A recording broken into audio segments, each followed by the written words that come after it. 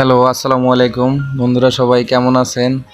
আপনারা দেখছেন একটা পুকুর, সেটা হচ্ছে আমরা তিনজন বন্ধু মিলে একটি নতুন উদ্যোগ নিয়েছি। সেটা হচ্ছে পুকুরে মাছ চাষ। আমাদের স্বপ্ন, শ্রম আর বন্ধুত্ব নিয়ে তৈরি হচ্ছে নতুন একটি গল্প। এই পুকুরটি আমাদের নতুন যাত্রা শুরু। এখানে আমরা শুরু করতে যাচ্ছি মাছ চাষ প্রকল্প, যেখানে পরিশ্রমের সাথে থাকবে পরিকল্পনা আর স্বপ্নের সাথে থাকবে বাস্তবতা। দেখতে থাকুন বন্ধুরা।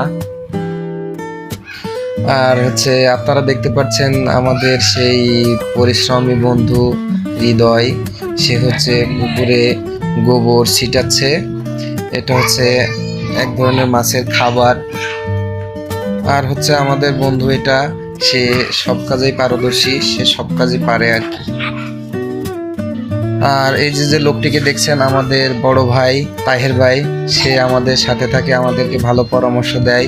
সে অনেক ভালো লোক, ইনশাল্লাহ তার জন্য সবাই দোয়া করবেন।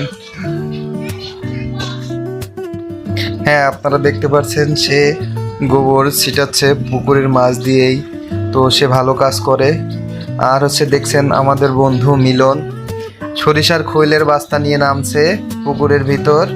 তো এখন সরিষার খোলগুলো পুরো পুকুরে ছিটাবে, এটাও মাছের খাদ্য হিসেবে যাবে।